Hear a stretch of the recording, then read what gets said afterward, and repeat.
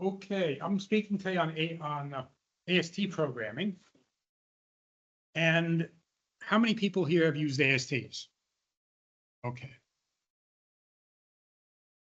Oh, well, then you probably saw the manual which says, take an AST, set an event flag and return.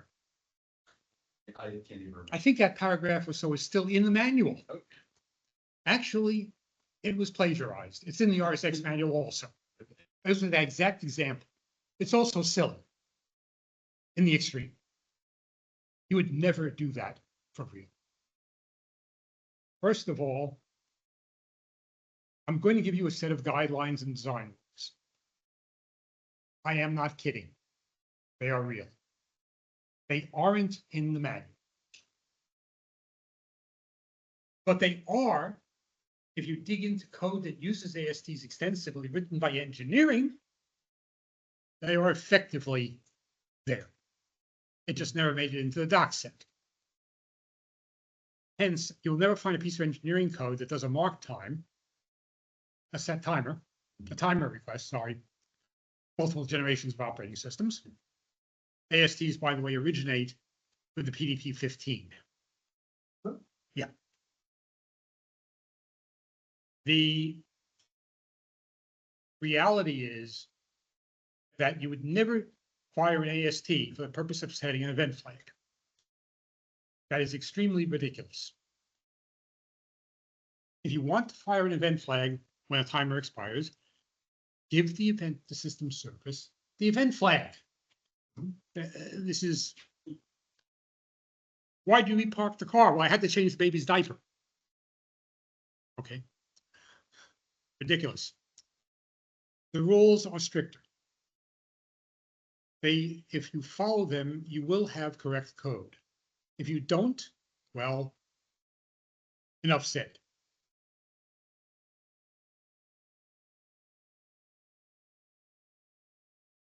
How many people here have written in Unix or Linux C? Okay. First rule. Remember Linux and Unix signal? Purge it. Signal has its major design problems. And that's an understatement. I'll go through it mostly, the starters. Unix signals coalesce. If you set a signal for, say, process end, and you fire off 10 subprocesses, you will get anywhere between 1 and 10 events.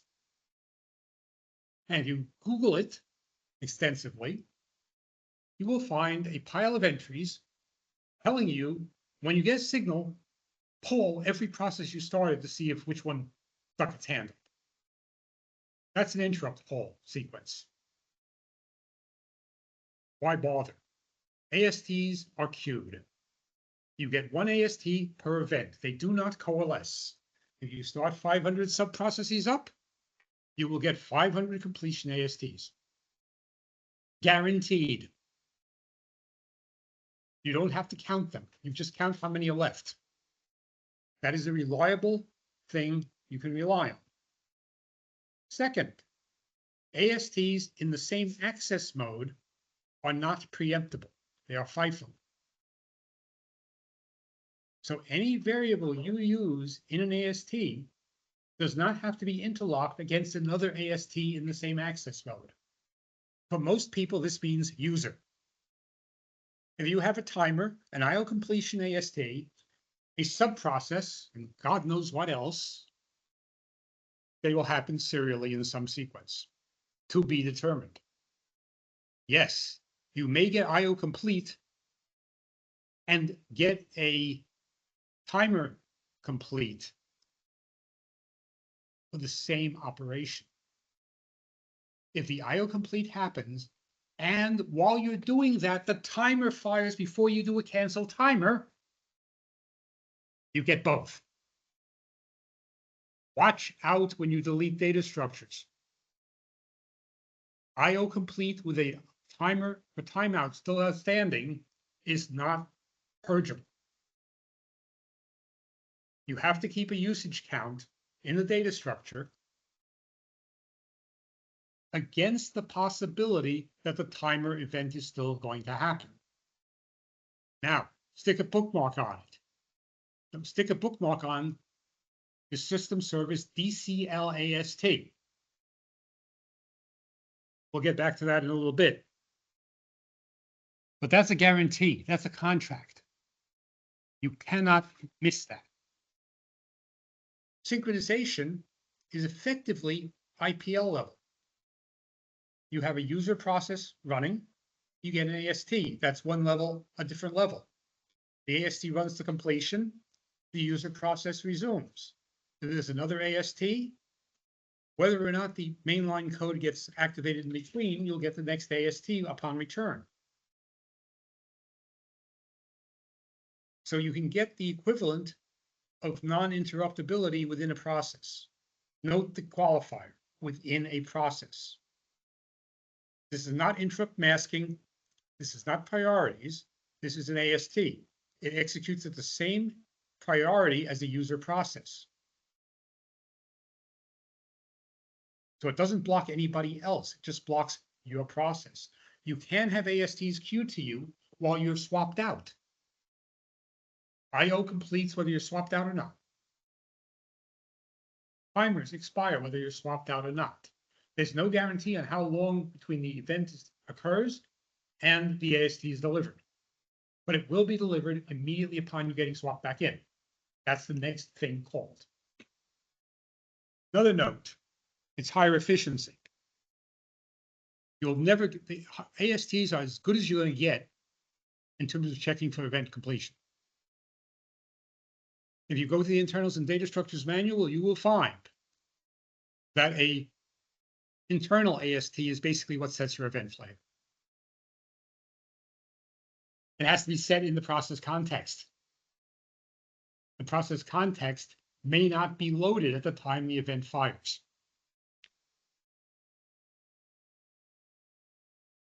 And you're not limited by how many numbers of event flags there are. You can have thousands of ASTs outstanding at a time. You can have I/O to everybody, plus timers, plus spawns, plus Lord knows what else. And the only thing you need is AST limit, high enough. Warning, default limit for AST limit does not assume you're making high use of ASTs. It's a joke. It's like 50 or 100. You may speculate why I know that. When do you use ASTs? Anything that's event-driven. Real-time, control. If you basically, the design rule is, if you ever see a polling loop anywhere, it's wrong. No, I'm not laughing. I'm dead serious.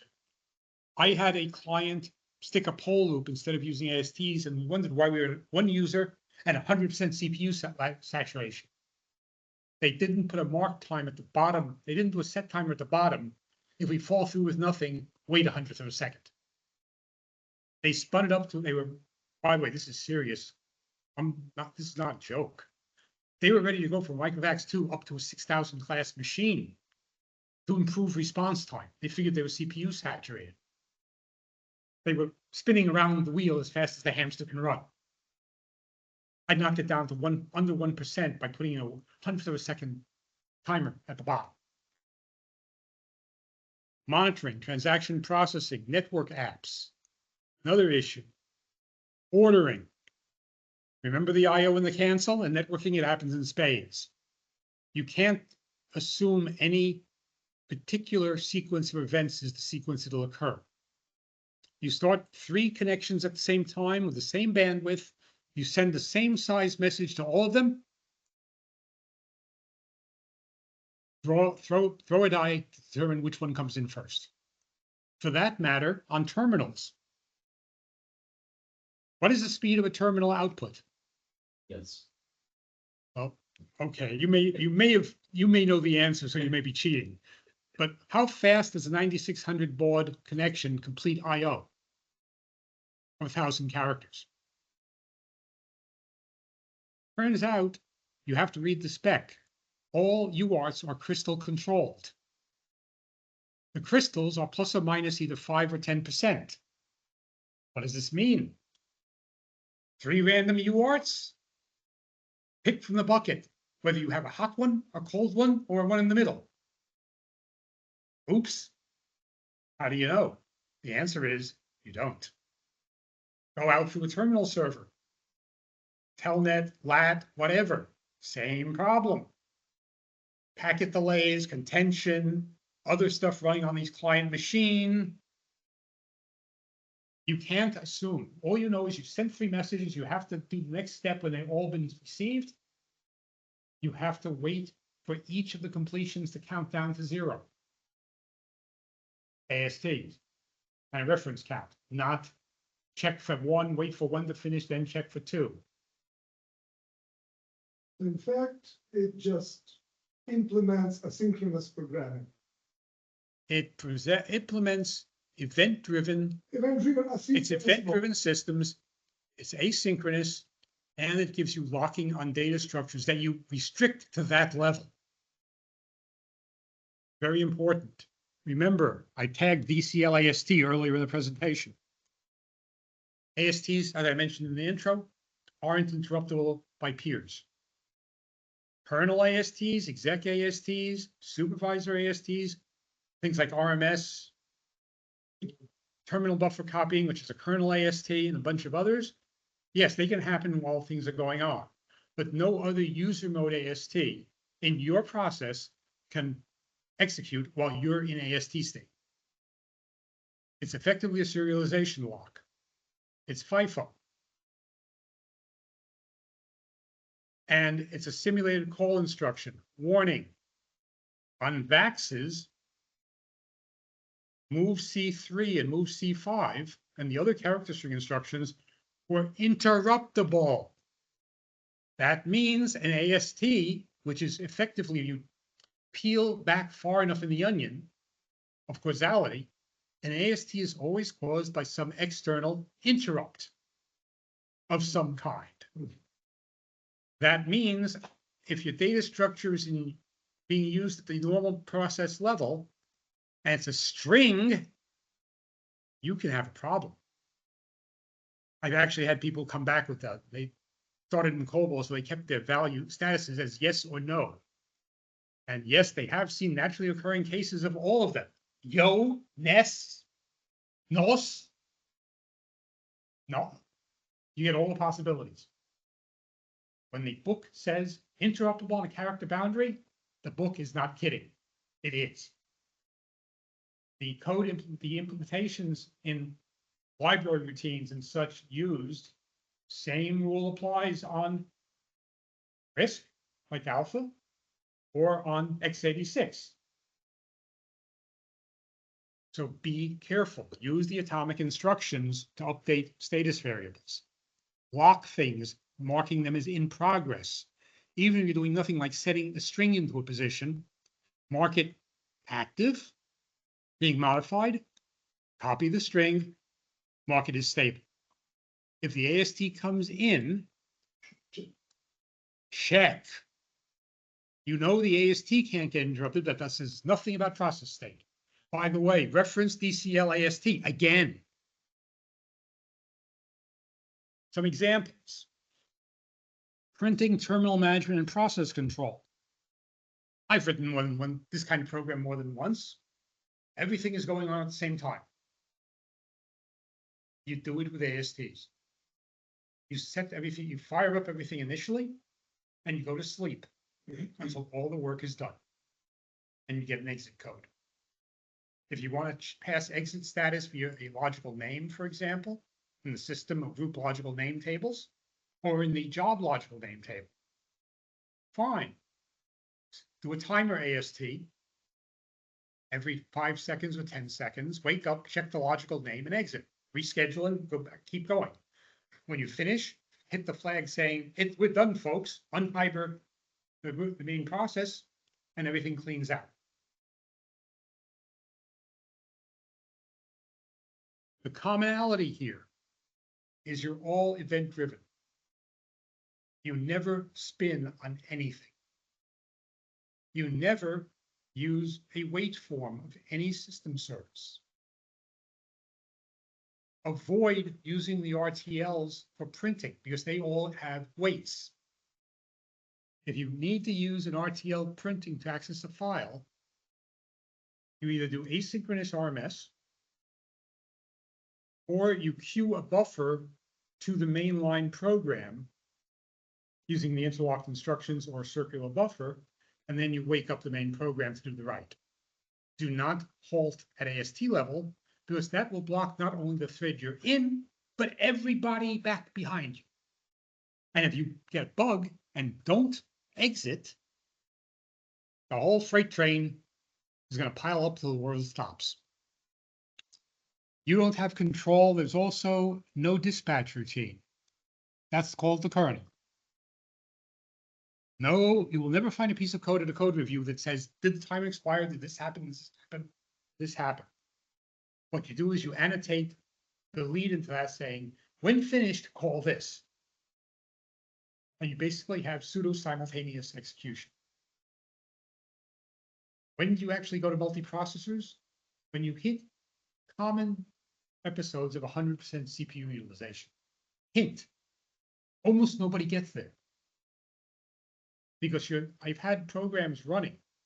I had one program running monitoring a network of about 50 or 100 terminal servers. And I got a call late in the evening from operations saying your program is broke. Broke? Why do you say that? It hasn't burned any CPU time in the last 6 hours. What's the IO count? Oh, that's going up very happily. Yeah, it's fine. Go back to sleep. By design. By design. Every time it did its poll, every couple of seconds, we have network problems sporadically causing parts of the net to drop out. And we're trying to log it. So I had the program every 5 seconds doing a ping on each of the terminal servers and reporting back the results. What does it do after it gets the ping? It goes back to sleep again. CPU time used on Microvax 2, 100th of a second. Takes a long time to build up a second in that world. Okay, how can you get an AST? QIO and NQ. System services. RMS allows AST, async RMS allows AST completion results. Timers, mailboxes, various unsolicited IO events from network IO and terminal server and a bunch of others. Some library routines will give you an AST option back. By the way, when you're writing libraries, hint, hint, hint, allow, if it fits into what the library routine is doing, such as in effect calling QIO, take the call back. When you do the QIO, pass the parameter, 0 for no, thank you, pass the parameter through the QIO. Or at least preserve it in your control block, and when you get the AST, call the user exit routine. Don't hog it. Share the wealth. Makes life easier. Now, DCL AST was new for VMS. RSX did not have it. We faked it by reading and writing from the null device. You write one character, one byte to the null device, you immediately get an AST. What's the reason? Why did we come up with that hack? It gets you the equivalent of block interrupt. Remember I said your variable was in process updating? There's a solution. Two solutions. One is to just do a DCL AST. That'll come back at you immediately. That isn't quite what you need. If you do a DCL, instead of DCL AST, you set timer, you can retry in 100th of a second. And you just set the thing to loop back. The user is not waiting. There's nothing perceivable at the process end. You don't have to do it other side of the code. Oh, the variable is busy. I'll come back. I'll walk around the block and see if the parking spot's open again. Oh, wait. So this is kind of, I'll wait, It's a, I will wait, but it's not a wait. right, No cooperation. You just, it's busy now, I can't have it. yeah, Let me go walk around the block and see if it's ready now. The trick is to get rid of coupling. When you start connecting things, odd failure modes occur. If you have something which you can't access, for example, let's go back to that IO problem. You want to purge your internal structure, but you note the timer hasn't expired, and there might be a timer lurking somewhere in the queue. Remember, ASTs are FIFO. You clear the IO is complete, there may be a timer pending. DCL AST to the purge routine. If it's binary possibility, there's either a timer pending already, in which case, remember, you did a cancel time. So either there's a timer in the AST queue that got there before you were able to do the cancel, or you got it in time. If you now fire a DCL AST to the purge routine, if it was in the queue, it's already been processed and now you can delete.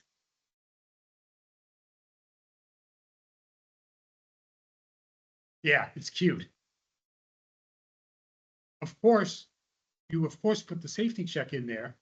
When you get the DCL AST, you just as a precaution, check that flag, the count. If the count is 0, you purge. If it's non-zero, bug check. The reason for the bug check, resource creeping consumption problem. If you have timers still lying around when you think you canceled them, over time, you're going to run out of timer quota. Stop it right when it happens. Bug check. More generally, some system services are guaranteed to be synchronous and deterministic. FAO, for example. You can use FAO to your heart's content in an AST routine. Asynchronous services produce ASTs upon demand. And unless I'm doing something really simple, it's a simple application program like a payroll, by generic example, business data processing does not use ASTs, generally. But if I'm doing anything more sophisticated, I generally use the AST. If there's a possibility that that weight might cover and hang something else, use the AST form. Now, a warning. How many people here use C? Okay, big warning. Be extremely careful with scope. If you're in your main program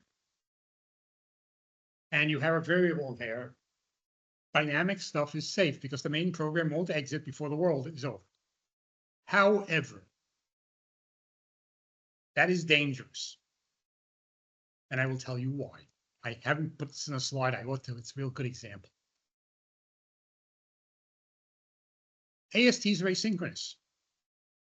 The address is within your address space. What happens when you start an AST, when you set an AST, and along the way, before completion occurs, your module exits? Multiple cases. Case 1. The next routine that's called doesn't go that far down the stack, and you're basically in inactive stack area. So your AST, when it gets set at IO completion, lands in wasteland, and it's irrelevant. Not useful, but non-damaging. Case 2, your AST falls into a variable where it has no impact, like the unused part of a buffer. No big deal, no harm done. You took a bullet through the pants leg. Nothing, no hurt, no blood, no damage. On the other hand, there is that third case. You're storing into a random 64-bit quantity of active memory that holds something important. For example, the return address of your caller. That could be bad. Okay, it's really bad. I have actually had a case where I believe this happened, where I got an impossible error message from the RTL. At least I believe that's what happened. The client involved wouldn't let me go digging through the 250,000 lines of source looking for where it happened.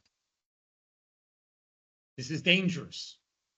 Where it lands is timing dependent, case dependent, highly variable to harmonics. This is the every Thursday on a full moon when Venus is in retrograde, it blows up problem. Sometimes. You don't want that problem.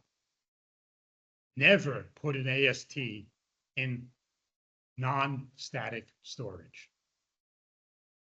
Ever, ever, ever, ever. I should put it on a branding iron.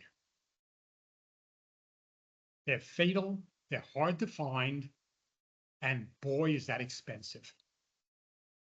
Where's the AST stack? There is no AST stack. Oh, okay. The AST, the definition in manual, I'm quoting manual almost precisely. An AST is an asynchronous call instruction.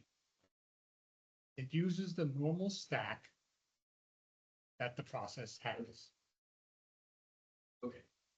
So if I call a function from get AST routine, it is as if I had called it from that. You have to use thread-safe functions. Okay, that makes sense. When you see a function, now the documentation is getting better courtesy of C threads. But if a function is not marked thread safe, be afraid, be very afraid. So yes, now your exhortation to only use static variable, that makes sense now. You do FAO, I believe FAO is thread safe. I think, I have to check the manual. If they haven't, between various manuals and various things I do, I forget if they started marking things as thread safe or not. Thread safe, output buffer needs to be in private store. It's synchronous, it does not defer, so you're safe there. But you have to be very, very careful. Like I said, the problem is, if you do that, it becomes basically particle physics. You're slamming things together and looking at the debris field and trying to. Anybody ever watch on Smithsonian Channel, they have From the Cockpit, Stories of Air Disasters? Nope. You become a crash investigator. Okay, I've got this broken airplane in pieces in a field. Now, where was that turbine? Wait a minute, that's missing 2 turbine blades. Where are they? Hold it. Start getting every Boy Scout troop you can find to scour every cornfield on the 200 miles preceding the event to find where that fan blade is and how it failed. Believe me, it took me weeks of time to eliminate all the causes that I could explain, and ended up with the effective conclusion that it was a dynamic IOSB out of scope. That sometimes when that IO came back, modulo disk rotational delay happened to have a subroutine that was active in that location with its header on a stack frame sitting there. If you didn't line all those conditions up, it didn't happen. So it happened once a month or two, and management prayed it didn't happen and do something vital on a bad day. That's generally a very bad idea.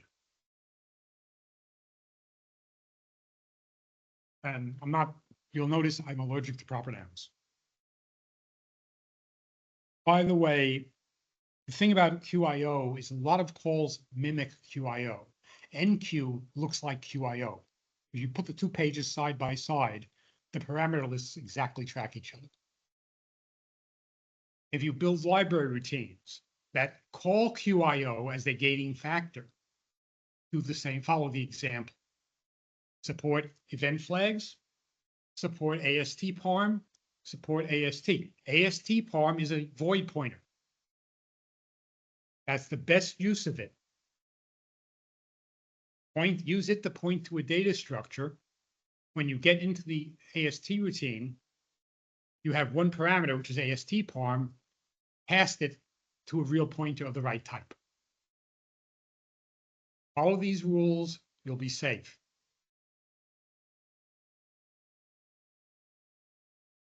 Event flags, you get 64. That's it. Common event flags, you also get 64. Warning. Ever try to deconflict 5 products of software on which event flags they're using? $5 get EF is your friend, except when the other guys aren't using it. So the answer is don't. AST lim I mentioned, watch your system resources. You're going to have a high IO lim, DIO, BIO, NQ. All these numbers are suddenly become parallel, not singular, not vector, not individual. It's not unreasonable. You could end up with lots of locks in progress. Note, I'm not talking about locking in sequences where you have to lock and unlock in reverse sequences to avoid deadlocks. I'm talking about you have 7 different libraries. Oh, shameless plug. I'm talking about libraries later this week. You could have 10, 7, 5, 15, 20, 100 libraries, all doing their thing with asynchronous IO and locks, which means you could have a couple of 100 lock requests pending at the same time in various libraries. So yeah, you can build up NQLim real fast. You can do sequencing becomes a finite state machine issue, not a coding issue. If you have 5 conditions that have to be met before you do something, have the data structure for that event, have a count field, use add a line word interlocked to maintain the count, up and down. You will not be unhappy. By the way, if you want to make a routine safe and it has to update counters that happen to be 16-bit or can be cajoled into 16-bit, use add. It makes you thread safe. Why am I belaboring that point? VAX had increment as one instruction. Not so much on other architectures. People who assumed increment long was atomic. Ouch, that hurt.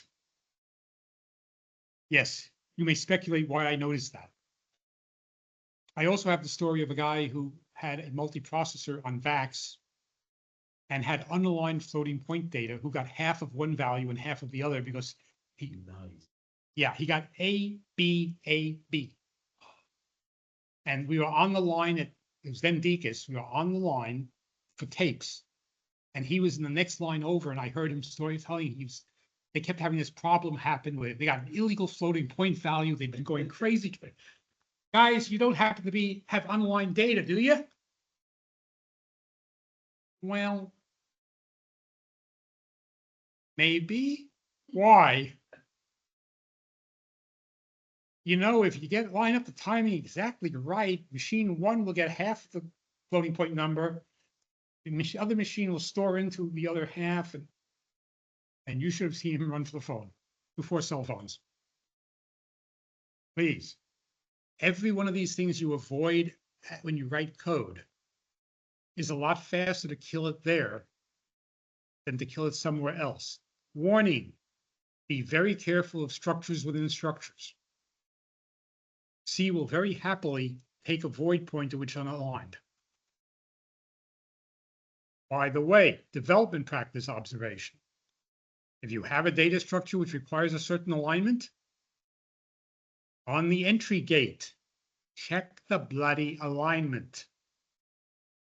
Believe me, it'll save you a lot of hair. Check the alignment, bad alignment, bug check. Yes, the first thing I write when I write code is the bug handler. I build that into my jacket. The standard piece of boilerplate I pull in when I start a module includes entry and exit gates balance checking. You will save yourself a lot of hair and a lot of tranquilizers. Because when you find this cascade, when the cascade starts and you're at the end products, it's a devil of a time. There's a lady present. It's a real devil of a time to work back into what happened. My teammate and I, back when I was an undergraduate, had a process which blew up, and it was kernel mode, so it blew up the whole machine. This was on PDP-11s. We built a pile of output crash dumps damn close to the ceiling before one happened to be early enough in the failure that we found the problem, the double deallocation in the memory pool. But every one of them we had up to that point had collateral damage so far down that we couldn't figure out what the initiator was. One liner. I have another trick I use. I put a signature, a unique signature into the first long word of every data structure. When I free it, I complement it. Mhm. When I enter, I check it. That gets rid of dangling pointers very fast. The first time you hit a dangling pointer, bug check, in deleted pointer in XYZ. That's all easily doable with the C preprocessor. You can put the routine name, the module name, the date of compilation, it's all available. Makes debugging a lot simpler. If you really want to get sexy about it, you can even print out, you can even do some hijinks to get the return address. Talk about smoking guns and micro stamping.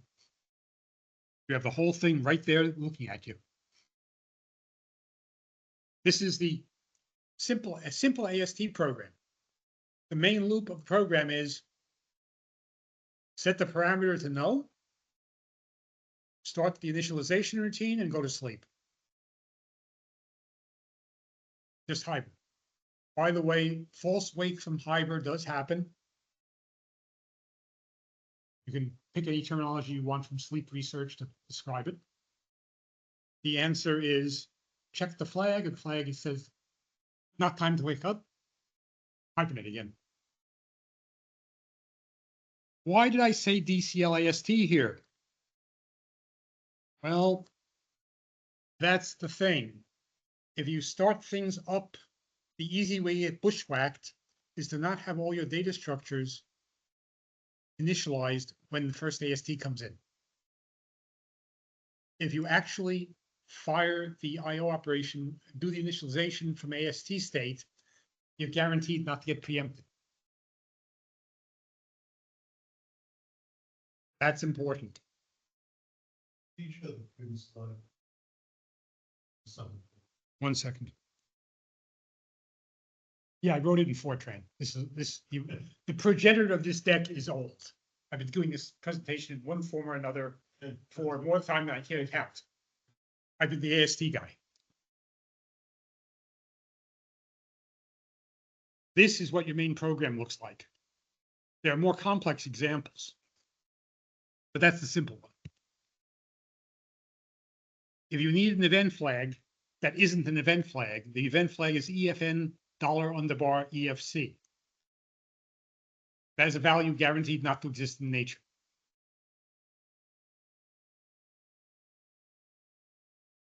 As opposed to event flag 0, which does exist in nature. Look up the symbol for curiosity in one of the header files. It's there.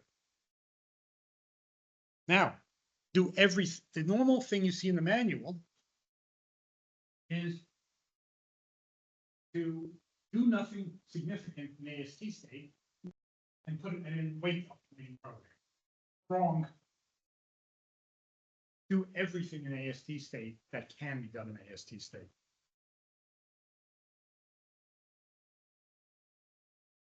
RDB and some other packages are not AST, cannot operate in AST state.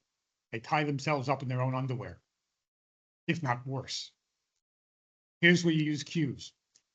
The main thread does the RDB calls. And you communicate back and forth using a queue. A ring buffer, or you can use a ring buffer. Ring buffers are safe between two. As long as only one reads and only one writes, they are safe without synchronization.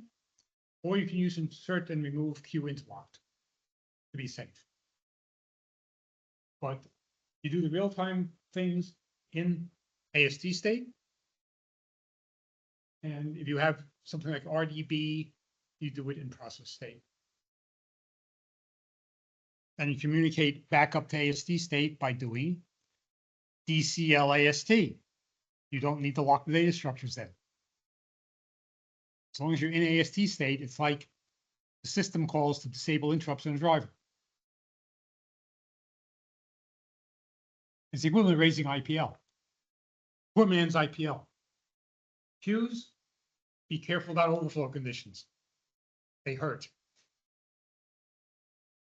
Always remember there needs to be a path to awake, unless you're planning to do a stop process ID. And by the way, I hit people with rulers for doing that. Before you start, I've had this discussion more times than I care to think. Do not, the first code you write is how to trap errors. The second code you write is how to exit cleanly. I have had too many clients decide that hard stopping the machine is the answer, or stop process ID and spending an hour getting the state back. You have a problem, you set the exit flag, you shut it down, you then can start up again without having to do a database resync. I kid you not, I saw one shop actually hard stop their machine every time they had a problem. And the problem was they only got 5 debugging tries a day. They were otherwise busy rebooting the machine. When I started working on it, I fixed the exit handling and I was doing 10 restarts an hour. Debugging is expensive time.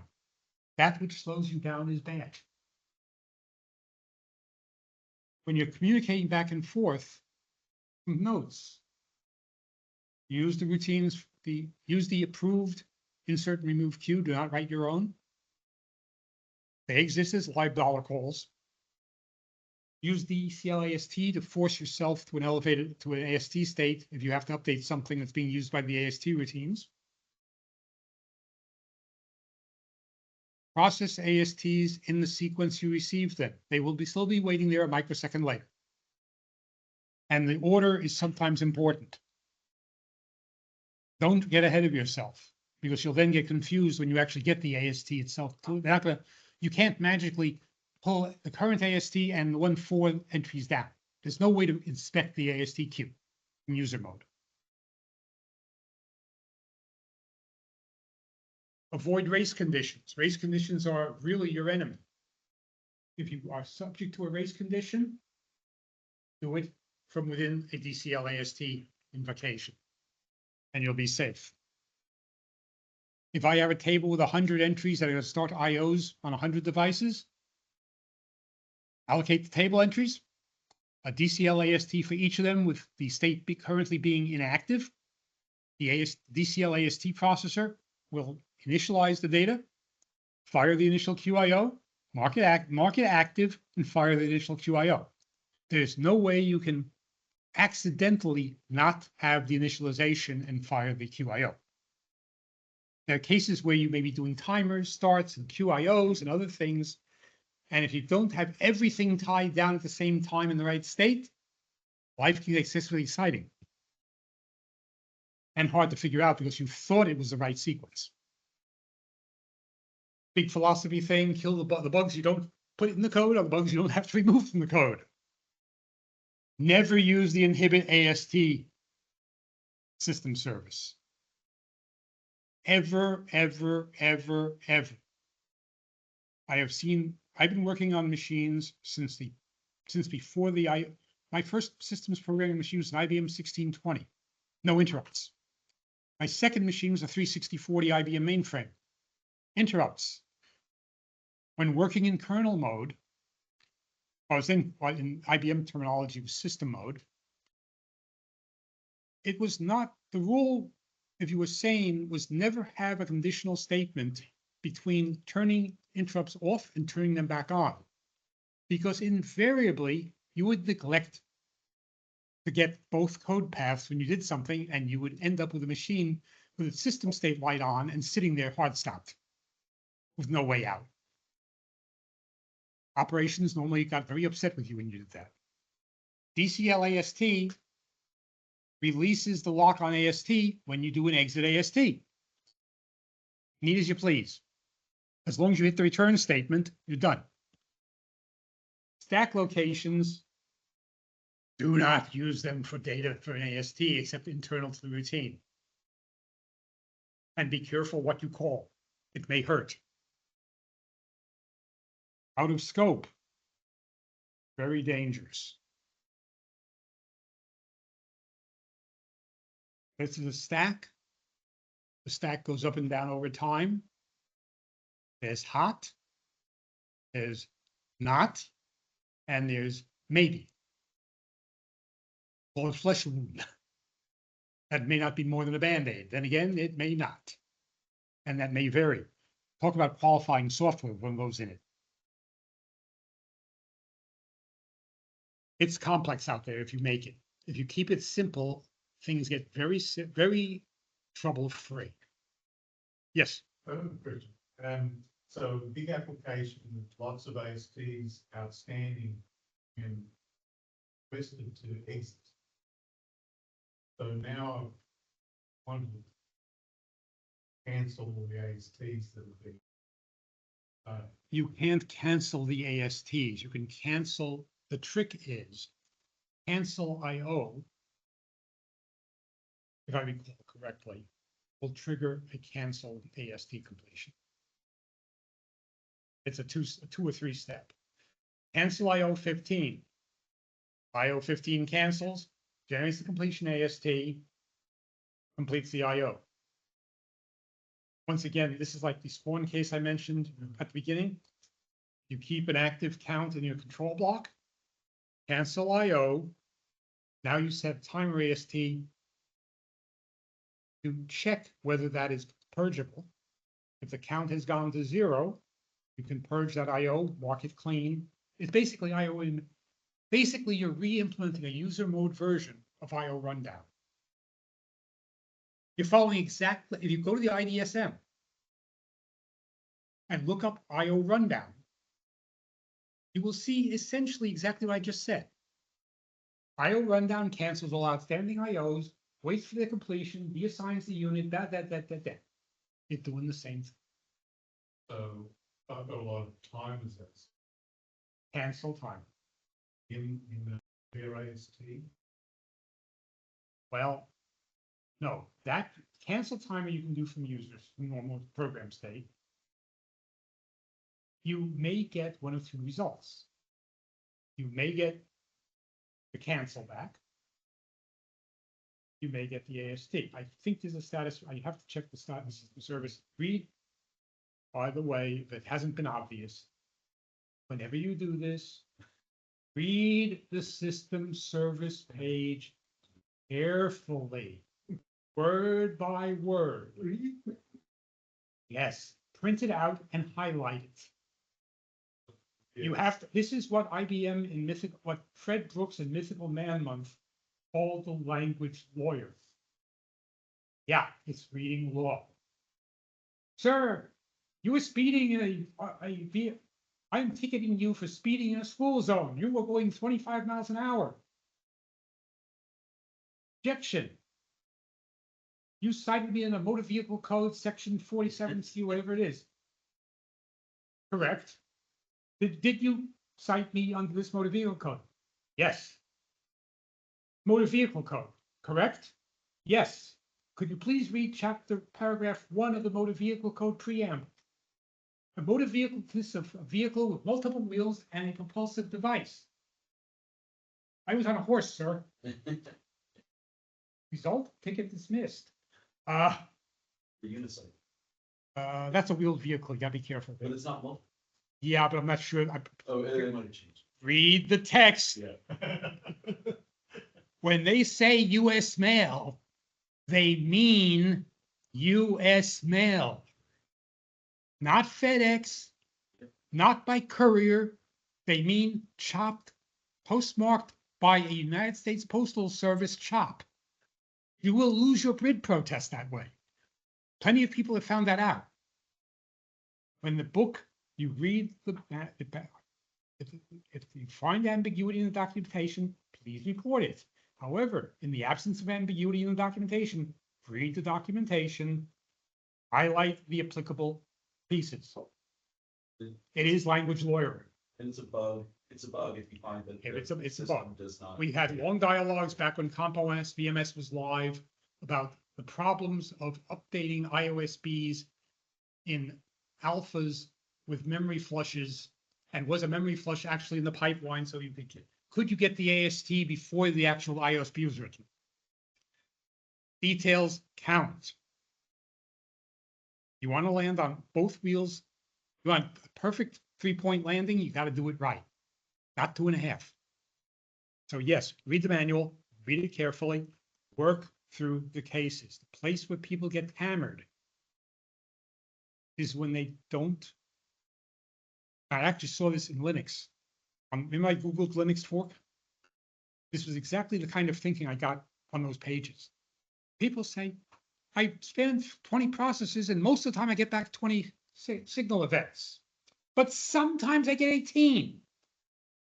Well, if 2 guys happen to signal and you get dispatched out before the signal gets delivered and a 3rd guy, they don't know what hit them. It's all of a sudden like standing on the Metroliner tracks when the Metroliner comes to full speed. If there wasn't a Metroliner there when you step, bang, out. You're splattered. Crossing sign was down. That means there's a Metroliner in the vicinity. Don't take chances. If it says this happens,